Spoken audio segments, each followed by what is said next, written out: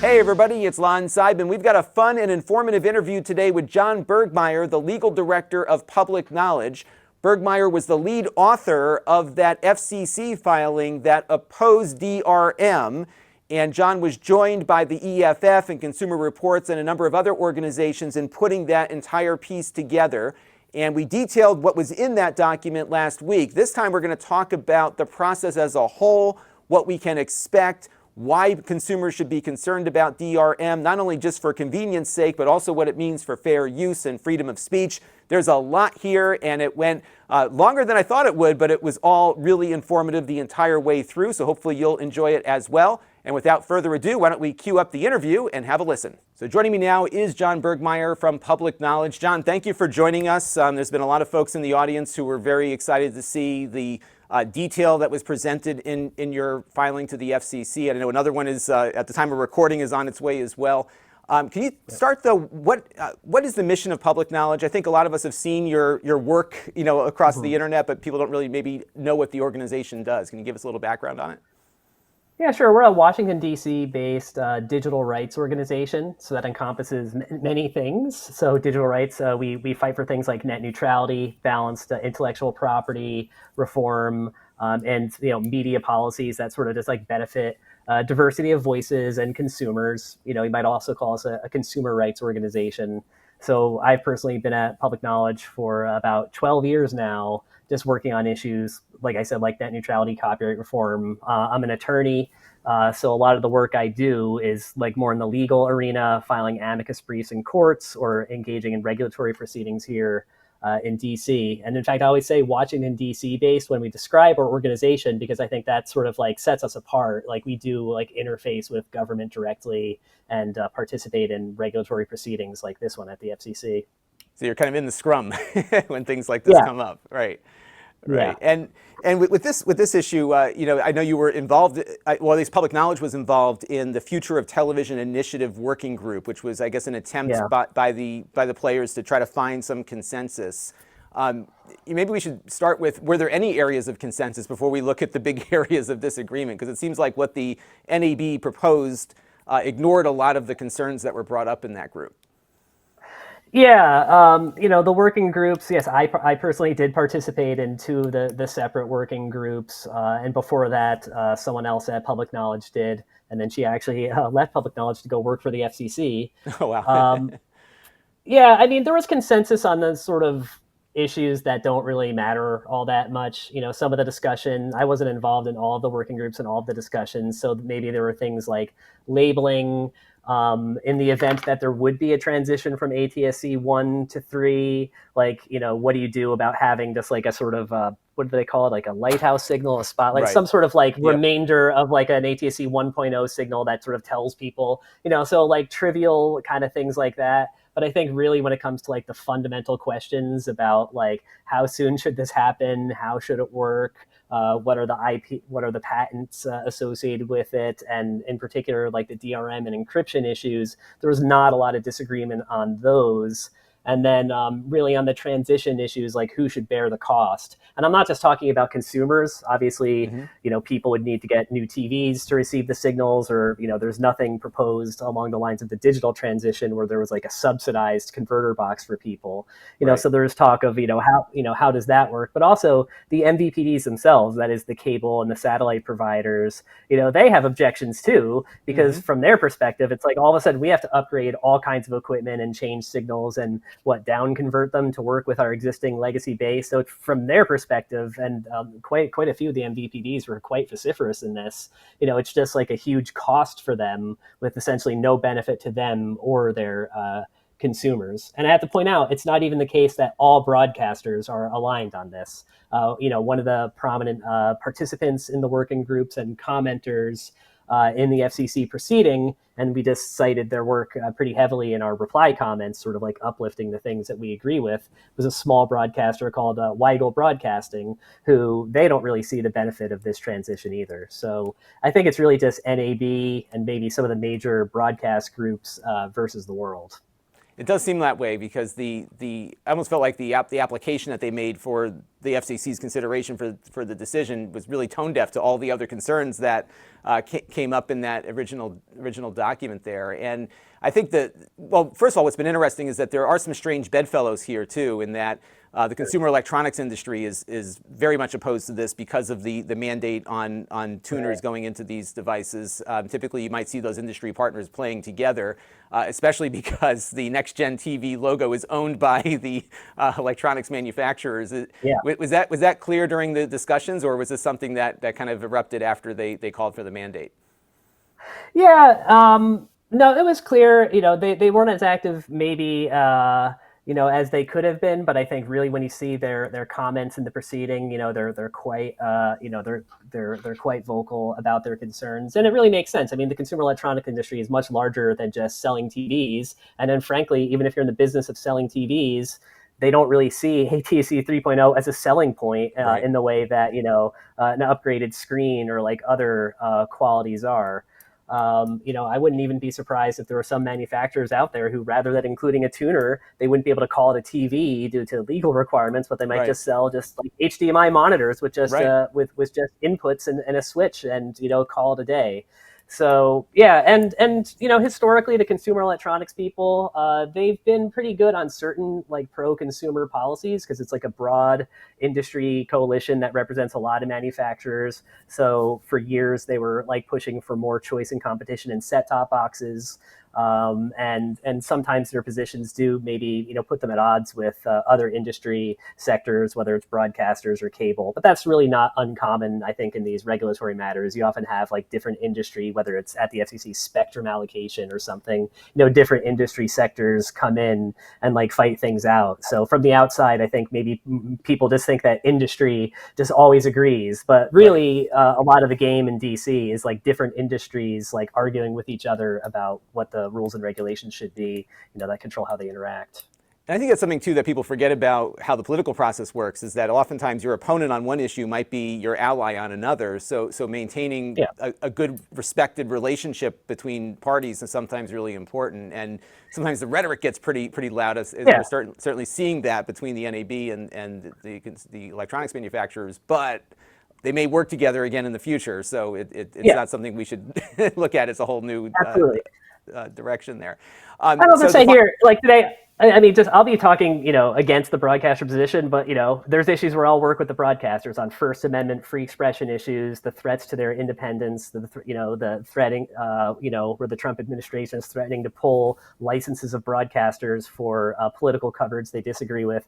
Obviously, I'm totally on NAB's side and the broadcast industry's side on that. And in fact, I've even filed at the Supreme Court, I've joined amicus briefs on just like the First Amendment rights of broadcasters. So, even with the broadcast industry, even though I might disagree with them on some of these like economic policy issues, that's true. In DC, at least in areas like this, there's no permanent friends, no permanent enemies. Right. Yep. It's all what interest is on the table, and how we work together for something or against something is how it plays out. And to that end, when your initial filing with the FCC on this ATSC 3 docket was filed, certainly public knowledge, your name is the author of it, but there were other groups joining you like EFF and Consumer Reports and others. Why a single voice here versus a number of additional filings that would have accompanied that? Yeah, I mean, I think on this issue, we're pretty much aligned in what the positions are. And really, there's a lot going on right now. I mean, EFF does a lot of work, Consumer Reports does a lot of work, as well as Access Humboldt Media Council Hawaii and the Open Technology Institute. Everyone's very busy, and it's really not uncommon where there'll be an issue where one group or the other just sort of like takes the lead and like other people join. I mean, sometimes it's great if you can find lots of people to file lots of different comments and just sort of like show public interest in this. Obviously, I think the ATSC 3.0 transition is fairly technical, and if you look at our filing, there's a lot of technical stuff, things about mod cods and like broadcast standards. But I think for EFF in particular, the DRM issue is, pretty key to them. Public Knowledge has worked with EFF on a lot of copyright issues for many years. And, they're doing their own, campaign around the issue. But, I participated in the working groups, and, at the same time, the filings that we do are very carefully reviewed by their experts, just to make sure, I don't misstate the law in some way, because everyone makes mistakes. So I think that's about it. We do try to work with each other to sort of magnify each other's effect, because, there's only so much of us in the nonprofit world. Right. And this issue, although it's very important to me and those watching, when we looked at the broadcast flag issue from 20 years ago, there was certainly a greater consumer impact then, because more people were tuning over the air television or using cable TV to watch versus now. Does that play into this also, that the harm is not as widespread as it might have been before?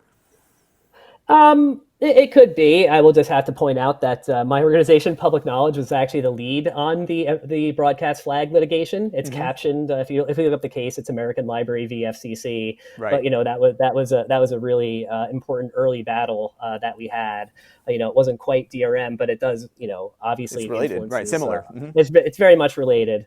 I think it seems very technical to people, and in fact, ATSC 3.0 was like well underway and in trials before it was even like on my radar, because, I work on a ton of issues and sometimes things have to be brought to my attention. And I didn't, if I had known earlier that they were trying to incorporate like DRM and this encryption technology into broadcast, we would have gotten activated, I think, much earlier. I do think there are fewer over-the-air people. Many fewer people watch over-the-air TV today. At the same time, it's very important in a lot of areas. And frankly, to the extent that broadcasters are given this public spectrum, and remember, the broadcast industry got it for free. Like sometimes the broadcasters will say, "Oh, but we had a bit." Well, it's like, okay, right. Your company bought another broadcaster, and that's how you entered into it. So let's say, therefore, it wasn't free. But ultimately, It was a gift from Uncle Sam to an industry 80 years ago, right? Yeah, some of the absolute most valuable spectrum from just propagation characteristics. Yep. It's at beachfront property. It's something when the wireless industry, the mobile phone industry looks at their spectrum, they're like salivating.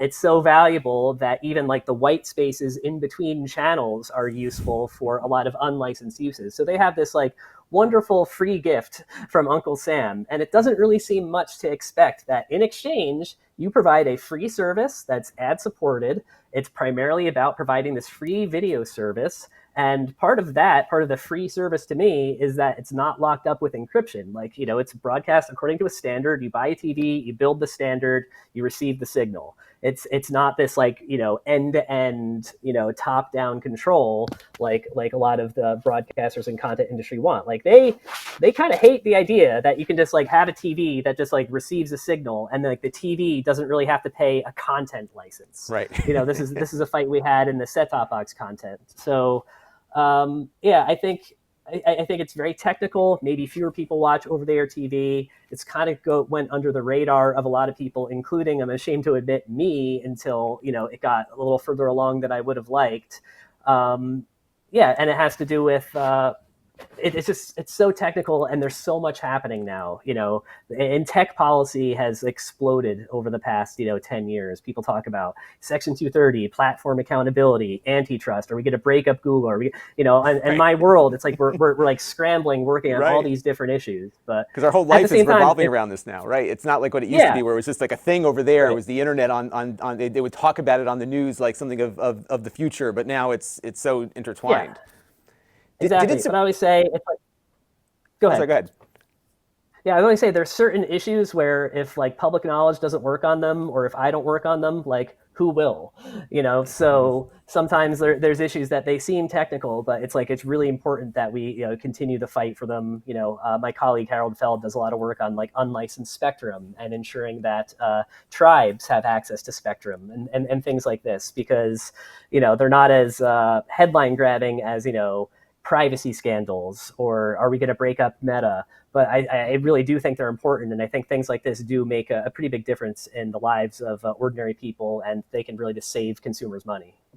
Now, on this docket, a lot of people have submitted their testimony even before the public comment period opened up, and this was something the Antenna Man and I were really forceful in trying to get people to do, because we wanted to get something on the radar screen. To date, I think we're up to close to 5,000 individual submissions. Yeah. Have you ever seen something like that before?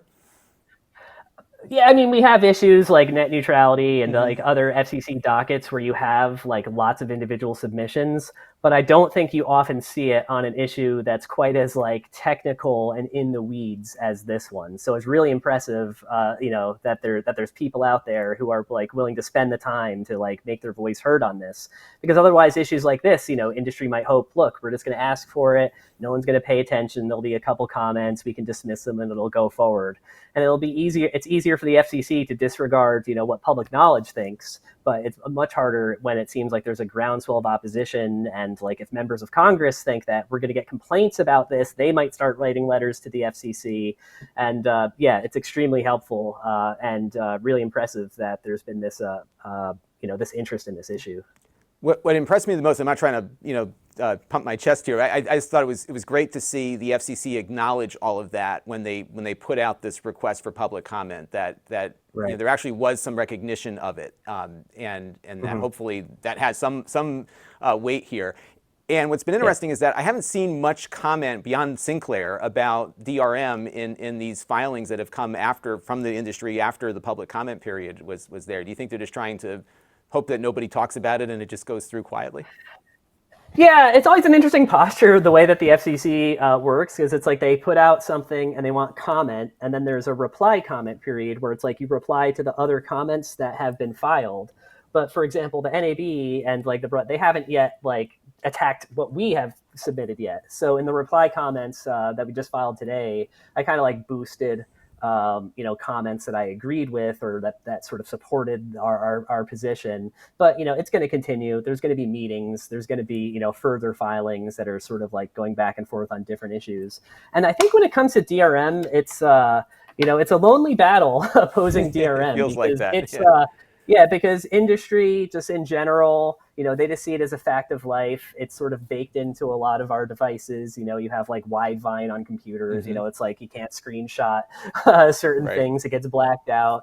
And it's, I think DRM is something that a lot of people in industry, have learned to live with. I think Public Knowledge and Electronic Frontier Foundation and like a number of other organizations out there have just been, for many years, just pointing out like DRM interferes with things that are legal. Like it doesn't just prevent piracy, it prevents you from accessing the content to do things that are fair uses. And then DRM has this like extra layer of legal protection where simply breaking DRM is a federal crime. Much less like what you do when you get the content.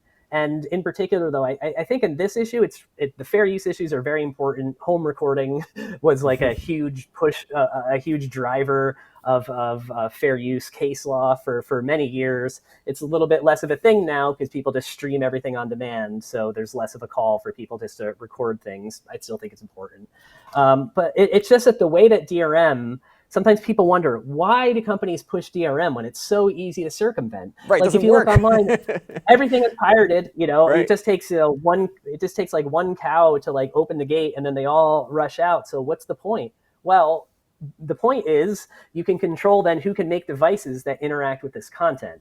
And to me, that's the biggest worry. You have all these cool, innovative devices that work with over-the-air broadcast signals, like the HD Home Run. They take stuff and you kind of like have like your own like mini cable system in your house. That's what I got. You can watch content on different screens. Yeah, it's really cool. And then if in order to make a device that even receives and can understand broadcast signals, you have to go through this DRM certification process, and there's rules about what you can and can't do, whether or not those are allowed by fair use. Or just like other just like testing and certification requirements that are just like a financial and logistical barrier to getting your device out there, then the devices that do the things that industry don't want don't even exist. And I think that is sort of, the key reason why this DRM is being pushed so heavily. It's less to prevent consumers from being able to do things with the content and more to control the universe of devices that can even exist to interact with it. It's a market chilling kind of effect here, right? In that we're excluding an entire class of devices in this case, and in this instance, the HD Home Run. If you look at the Amazon sales data, when you pop in there, it tells you how many are sold.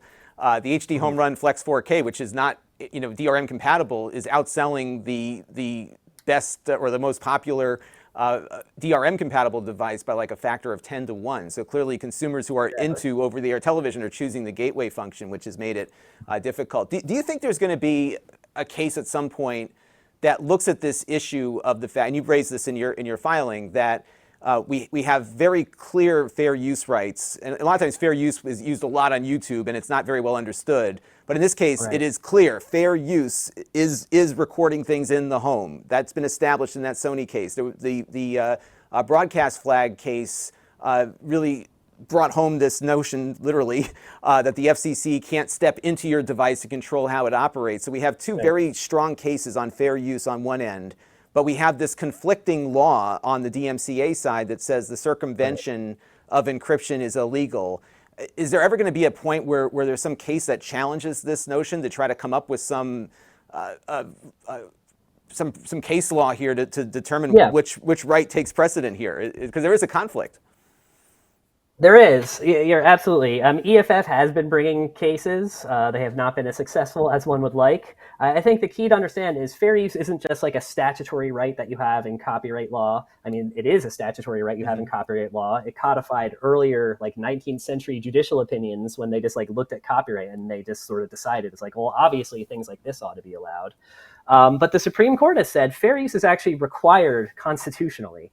Like, you know, Congress has the power to create copyright law in the Constitution, and the First Amendment is also in the Constitution. So they have to be balanced in some way, and that balance is fair use. In other words, getting rid of fair use, banning fair use, Congress could not eliminate the fair use provisions in the Copyright Act because that would be unconstitutional because it would restrict the ability of people to engage in free expression, criticism, commentary, educational uses. All of those things are core First Amendment activities. And then when you put a layer of DRM on top of that, and then you say, well, yeah, maybe that's a fair use, but getting to the point where you can do a fair use, that's not allowed. To me, that seems pretty obviously in tension with the Constitution. Courts have not yet fully adopted this view, in part because you do have this procedure at the Copyright Office where every 3 years they whip up. There's a process for exemptions to DRM, allowing people. Even so, I would just point out how limited that is, because even if you say, okay, you're allowed to circumvent DRM for these lists of uses, for education, for educational uses, for security research, for interoperability purposes. There's all sorts of things that are considered and often granted. That still doesn't do anything about the fact that it is to traffic in tools that allow people to circumvent DRM is still not allowed. So even when you have the exemption, you kind of have to do it yourself. Like we all know you can just like look on the internet and find it, but technically like that is not allowed. So yeah, I do believe that DRM is sort of incompatible with fair use, and the policy is simple. If you want to keep this like extra law which says, okay, bypassing DRM is like this like extra thing you're not allowed to do, that should only apply like when the thing you're doing is infringing. Like you should be allowed to bypass DRM for a fair use kind of activity. Yeah. And then if someone is infringing and they also bypass DRM, it's like, okay, fine them like a little bit extra if you insist. It seems like there is a way to balance that, but there's been a case, I think it's Green v. DOJ that the EFF has brought, and the outcome is not quite what we would hope just yet. And in looking at some of these channels on the internet, we have commentary channels that I was just watching a bunch of commentary channels about the Andor Star Wars show, right? It's got footage of Andor. The only way you can get that is to circumvent DRM to conduct your fair use. And we're not seeing broadcasters go after them for that. I guess they could, but it also helps their commercial interests, because talking about this show actually does raise public awareness of it. So there's actually some commercial benefit to it. But it seems like it's not even enforced all that well. And even in the case of DRM with over-the-air television, at the moment in my testing, none of the DRM compatible boxes actually encrypt the signal out the back of the via HDCP out of the HDMI. So it's going out of the port in the clear. Yeah. So is that a violation if I were to do something with the content that's coming out of the box that it decrypted itself without me circumventing it? I don't know. It doesn't seem like that's you doing the circumvention, but that's exactly the kind of thing that I'm like worried that they'll use the certification process to sort of like crack down on in the future. Like right now, because it's sort of like early stages of this. But yeah, you're absolutely right. A lot of industries have realized that being too strict with their copyrights online is actually like counterproductive. The example I look at is sports, like NBA and the major leagues used to like really crack down on people sharing Right. clips of games on social media, and they're They had like, that "Wait a minute, this is disclaimer. stupid." Any account of the Yeah, game is our owner. Right. Right. Right. yeah, it's free marketing, you know. Yeah. And I would say the same thing is for Andor. It's like Hmm. with these shows, I mean, this is part of the culture. People want to talk about them, and the way that you talk about them, you actually have to like show examples. So no, people shouldn't be just like bootlegging things and putting them up on YouTube. But for like, you know, criticism commentary, that's like core fair use, and it's really in the interest of industries often to allow fair uses. But they often don't realize this. It's because they're kind of stuck in a mindset of like, it's ours, we have to control it, we have to authorize every use. And by extension there, you know, we talk about the commentary fair use. Again, coming back to the home use, there's a fair use for home recording and basically being able to do whatever you want with content in the privacy of your home, which Right. is now being violated here. So maybe we got a case. Yep. We'll have to see what happens in the FCC. And speaking of the FCC, how do you think this is going to go? I mean, obviously the presidential election had an impact here. We're down now to an FCC with only 2 members on it, so nothing's going to happen for the foreseeable future. I know Right. they've got more discussions to make, but what do you see happening here? What's your prediction as to what might transpire? And we saw what happened with Yeah. broadcast flags, so it may be the same, but what do you think? Right. Yeah. I mean, yeah, as you point out, the day that we're recording, 2 FCC commissioners have stepped down. The FCC, to have a quorum, needs to have 3. So they're just going to have like 2 members, just the chair and Ana Gomez is going to be there. So it's really hard to predict what they'll do, because I don't think that the FCC can act on this until they're fully staffed up with at least 3 members. It's interesting. You know, Chairman Carr has been very critical of the broadcasters in some way due to based on their journalistic coverage and things like that. At the same time, he's still a Republican. He still tends to default towards being industry friendly. So I don't see. We haven't yet been through meetings at the commission, either with the remaining commissioners or the bureau level, just to see like, you know, how they stand, where are they looking at this. So, you know, I would expect that he's friendly to the issue, but at the same time, when there's industry on both sides, it becomes like a little bit less of a clear case. And, you know, just given the other priorities that the FCC has to deal with, including the fact that they're going to have a backlog based on the fact that they are not going to have a quorum, Right. it's not really clear to me that this is going to be a top priority. At least I hope it's not, because Right, because it would go too quickly. And he seems to be somebody who's very much focused on getting the best use out of the scarce resource that is spectrum. And in his prior statements, he's been talking about the industry moving to some other kind of use for the spectrum that they're allocated. Mm-hmm. So, you know, it's hard to say. At the same time, as you point out, there's an industry component. He is a free market guy. This is a market chilling, the DRM in particular is a market chilling effect on developing a market for tuning devices. So I'm not sure how it may go. I'm cautiously optimistic there might be some grand compromise that comes out of this, and he just may want to find one because he doesn't want to deal with all the complexity here with an issue that is low on the totem pole. We hope so. And at the same time, no matter what the FCC does, it's going to be subject to legal challenge. I mean, if you in our filing, like I pointed to, like quite a few legal theories. You know, American Library. There's the All Channel Receivers Act, which is a 1960 law that all TVs that are sold need to be able to receive every broadcast signal. So it was about UHF at the time, but it's very broad language. So there's going to be legal challenges of all kinds, and this including just standard administrative law, like, you know, there's not a basis for acting on it based on the evidence sorts of challenges. So as with everything in government, you know, there's always a long battle ahead. You know, things are never completely settled. So you think this could likely go to court if the DRM is integrated into the, or allowed or just not mentioned? Yeah, and it might not even be the DRM issue. I mean, not all the objections that other industries have really relate to the DRM. Right. They just the tuner mandate obviously cost, being another one. Expense. The tuner mandate is a clear one. The wireless microphone people have gotten involved. Right, and, I saw that. They think that this. Yeah, so you know, they might object, and you know, maybe the wireless industry gets involved. You know, because you know, spectrum. You know, you can't change spectrum policy in one area without it having effects on other industries, and very often these fights that involve spectrum allocation, just because it's such a scarce resource, can get pretty nasty. And it's funny too in government. I'm on a school board locally, and people don't realize just how some obvious thing that you think might solve every problem in the world actually creates a whole host of problems somewhere else when you mess up these delicate balances that are set up, especially when you've got a scarce resource here once again, which is broadcast spectrum. A couple more questions before we wrap up here. What about rural America? Because the industry's been talking a lot about the fact that these tuners don't require an internet connection. One of them, I think, doesn't, and I even found that wasn't always the case. These tuners need to be updated with firmware and everything. It does require the internet.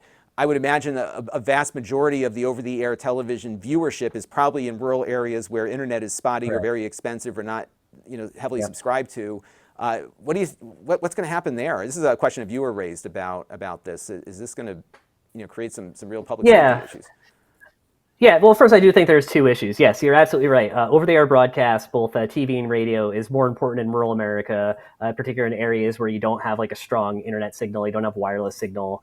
And it's also, over-the-air viewership is also, have a little older, it's lower income, more rural. It serves an audience that sometimes is not as active in FCC proceedings. They're, people like us, we understand HD home run, all this cool stuff. There's ways that it's very interesting to techies, but a big constituency, I think, sometimes does go underrepresented at the FCC. And I was hoping, in our filing, at least, we could just sort of like raise those concerns. And in terms of DRM, there's a lot of disputes between engineers on both sides of the issue about whether or not these devices will need internet access to update. I just step back for a second. DRM, what is DRM? DRM always gets cracked, and then when it needs to get updated. So it's just like with Blu-ray players, right? When Blu-ray players shipped out, they have DRM that is needed to read the discs. And eventually they updated the DRM, meaning your old Blu-ray player, it could still play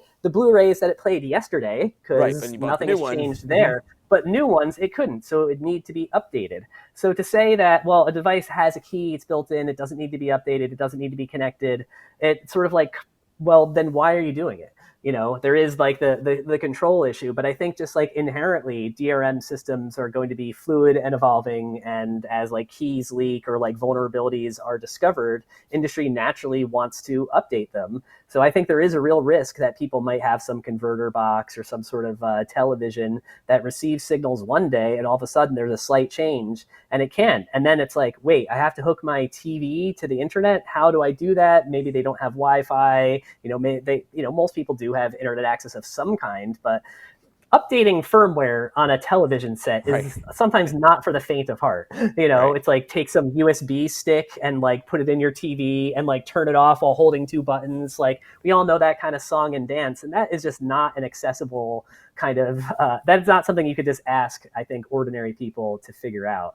And on top of that, I think that the internet return path, a lot of what the ATSC, what the broadcasters want to do, they want to have TV services that are sort of ancillary to the main broadcast, using the spectrum for other sort of non-broadcast things that sort of involve the internet. They have like more interactivity in some way. These services, I don't think there's a lot of demand for them. It's really hard for me to see why anyone would want to use them. But let's assume, just for the sake of argument, that they have these other services.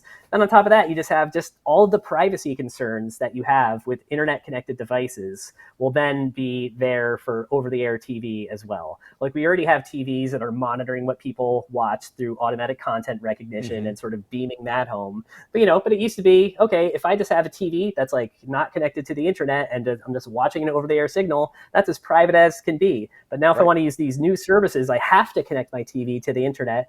Like, what are we doing with people's personal data? Like, we don't have a comprehensive privacy law in this country.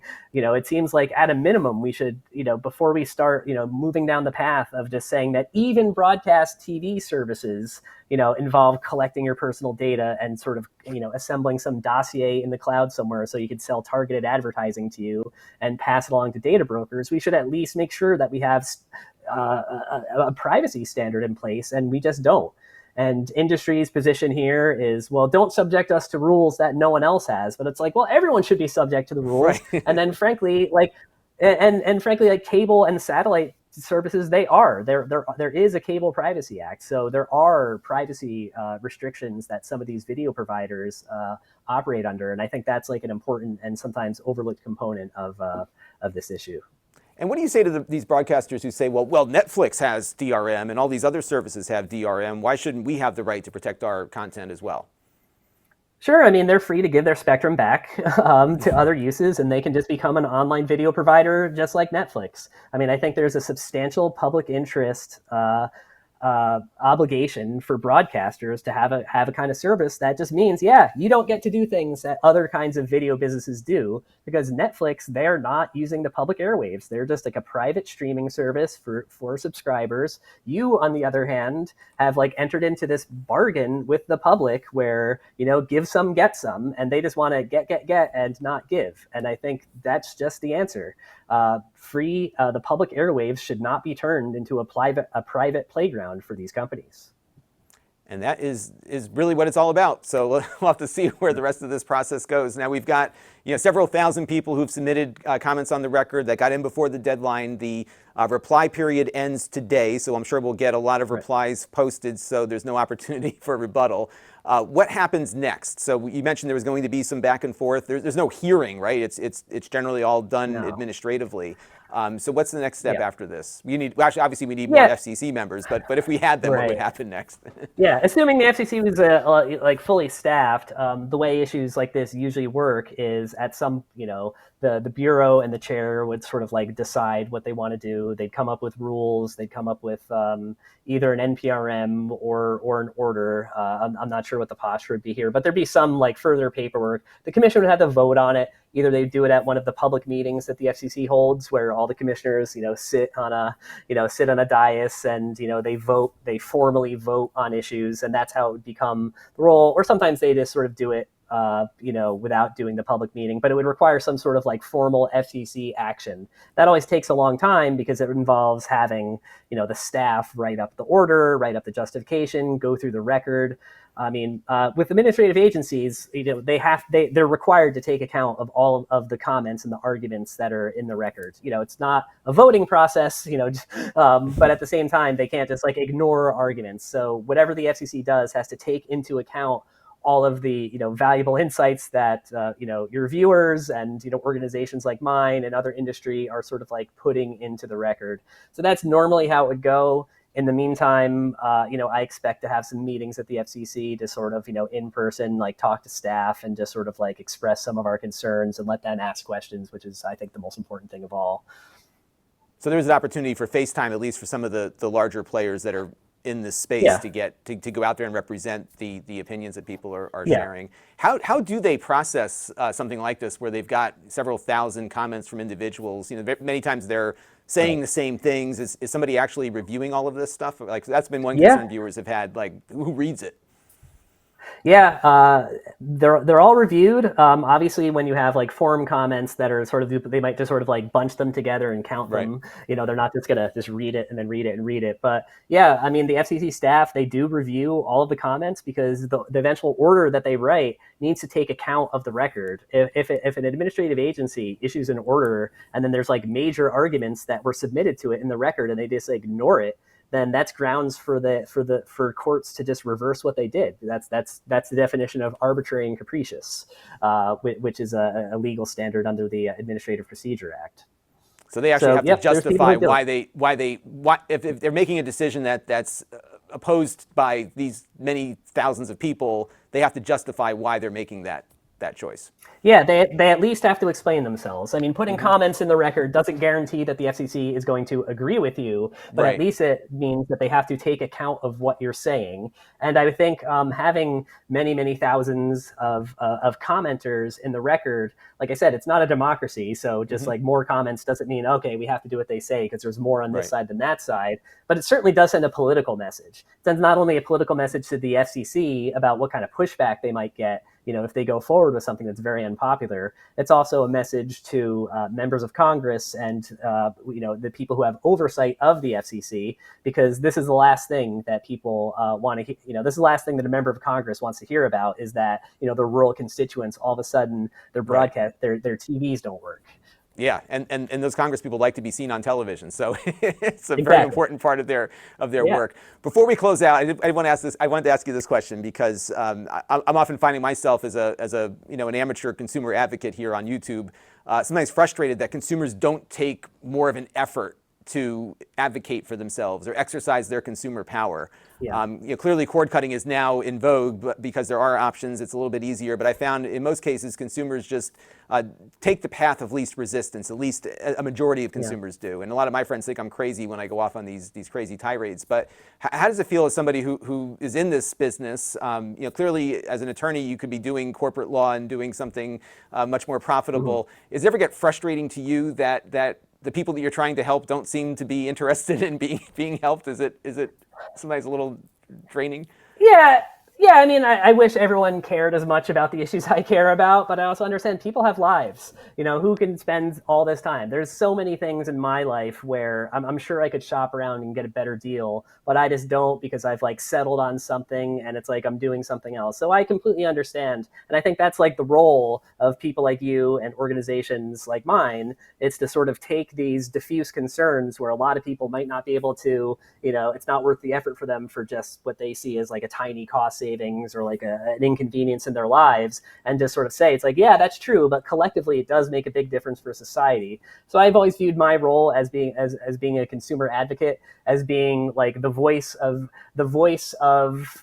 consumers who might not be able to speak for themselves, or the voice of industries that don't even exist yet. I mean, sometimes we promote pro-innovation policies and the industries that will take advantage of them don't even exist. Imagine if when the FCC came up with the concept of unlicensed spectrum in the 1980s, when it was called the Industrial, Scientific, and Medical Band, because it was supposed to be this waste band that your microwave could just pollute into, instead of interfering with the valuable broadcasters. And now we call it Wi-Fi. Yeah, now we call it Wi-Fi. No one would have thought of that. So I think it is the role of people who are sort of interested in this to sometimes to be the voice, and to just make sure that you think you're right, and do your best, and try to help people in the ways that your expertise allows.